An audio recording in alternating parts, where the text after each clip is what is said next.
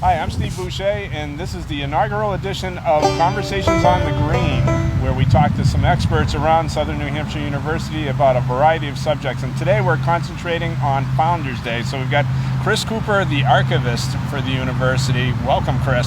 Thanks. Hello. And can you tell us a little bit about the university beginning, specifically its initial focus back in 1932? So, initially the school was called the New Hampshire Accounting and Secretarial School back in 1932, and it was what we would call a private commercial school. It was a school that was designed to train students as quickly as possible in practical, business-related functions such as bookkeeping, typing, shorthand, and accounting practices.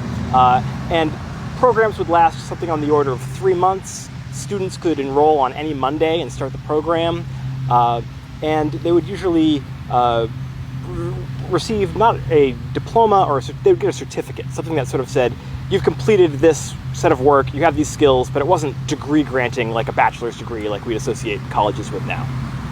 Great. And the faculty at the time only consisted of one person at the very beginning, who was the owner. Am I correct in that assertion? Well, it's a little bit complicated. We don't fully know. There were 3 employees total. And so Harry Shapiro was one of the primary founders of the school, and he taught accounting. There was also a secretarial instructor who would have taught the typing and shorthand. And there was a 3rd employee, Joseph Moran, and we're not sure if he did any of the teaching, but he would also have maybe been involved on the accounting side. Right. And where did the first students come from? How did they recruit them? How did they get here? Yeah, so the school initially did a lot of advertising through the radio and newspaper ads. And these would have been students that were probably tending towards working adults who wanted to change jobs. It was the Great Depression, so a lot of people were out of work. So they promoted this as an opportunity to train in skills that were still actively needed, even though other kinds of factory work were going away. The students really lived in the Manchester area. None of them were coming from other states or even really other parts of New Hampshire. Most of them lived at home and would have been brought there by their parents or walked to the school. So it really was the Manchester area that the school was serving. Great. And why start this business at the height of the Depression? Yeah, that seems like What a was really the crazy thinking there? concept, right? Yeah. And I think that really the accounting literature at the time was very focused on the idea that the accounting field was not suffering the same way that other fields were suffering during the Depression, that there was a little bit of a decline, maybe 10% in the industry, but that it was relatively strong. Manchester was a city that had lots and lots of small businesses associated with it. Its downtown area was still a really significant retail area in the state.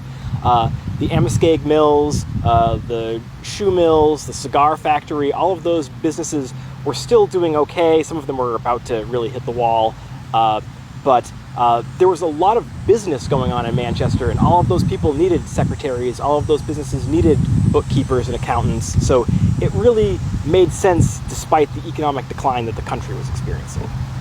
And what was the school's niche, and who was their competition at the time? The main competition was Hesser Business College, which was a school that had a very similar set of offerings. They had accounting, bookkeeping offerings, as well as shorthand and typing. So it was really almost the same suite of certificates that you could earn.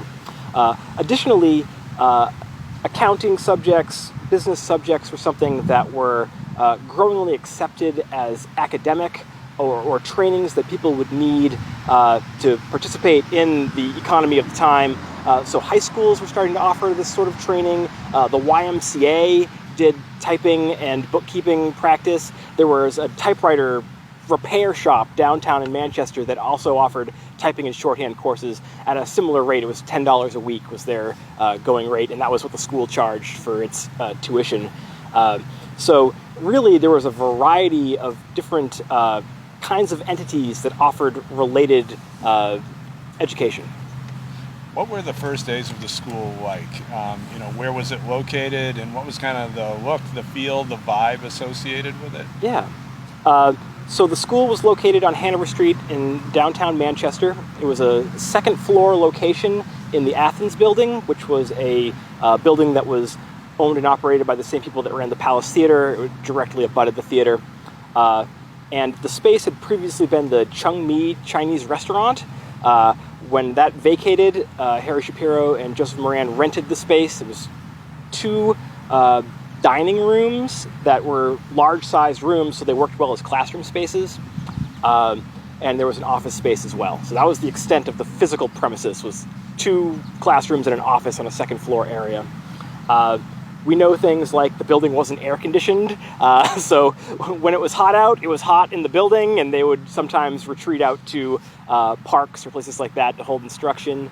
There was really a small number of students. Initially, it was 7 people in the day class, and then 35 evening students. Again, a lot of the audience was older, maybe working adults, and so those evening programs made sense even then.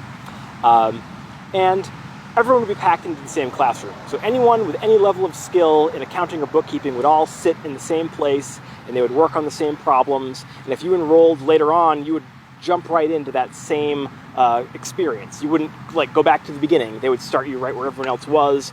And it was really what we would now call competency-based. The idea that you would work at these problems until you mastered the skills. It wasn't based on necessarily a seat time, though they tried to move people through as quickly as possible. Right? The idea was you wouldn't have to be in this program long to get skills to have a desk job. But it was really based around, could you do the double entry bookkeeping? How many words a minute could you type? Those sorts of measurable skills. And you would just be in the class until you could demonstrate it. One of the amazing things that I found through a lot of the research that you provided me with was that you actually tracked those first 7 people, and you could Yes. tell where they went after they left the school. What went into that kind of work? Yeah, I thought that was an interesting concept, was to see, did this work? Did people that are school, taught achieve the outcomes that we hoped for them? And really it involved things like the Manchester Library has collections of city directories, and so going through the directories, looking people's names up, and those directories listed their name, where they lived, and their occupation, so you could see what they were engaged in as a profession. Also did some online searching through census records and things of that nature to find additional information, birth certificates to get how old they were at the time. So it was a lot of digging in a variety of sources, but I thought for some of those first students, it was really worth trying to get that connection to their employment. Yeah, that was pretty fascinating work. And how did the school's modest beginnings lead us to where we're at today? Sure, and it has been a obviously extensive and evolutionary process. The school stayed relatively small through the 1950s. It was really the work of moving the school to nonprofit status in the late 50s, early 60s, and getting approved to have degree granting authority in the early 1960s. That really started to attract lots and lots and lots of students to the school, and that's when it outgrew the downtown location. The foresight to purchase land here on North River Road and to really work over a period of many years to develop the campus concept, I think facilitated a lot of the growth of the 70s. Things like embracing a change from a training institution to one that was focused on what we now think about more as education in the liberal arts fields, as well as just how do you keep books, I think is something that was responsive as well. So I think it's really been understanding a changing landscape and then really pursuing all of these opportunities as they presented themselves. And I mean, obviously today we still see that with things like online and the reinvention work that's going on today as well. So, needless to say, Southern New Hampshire University has a lot to be proud of. Thank you so much, Chris Cooper, for giving us this excellent overview of Founders Day. And on behalf of all of us here at Southern New Hampshire University on campus, happy Founders Day.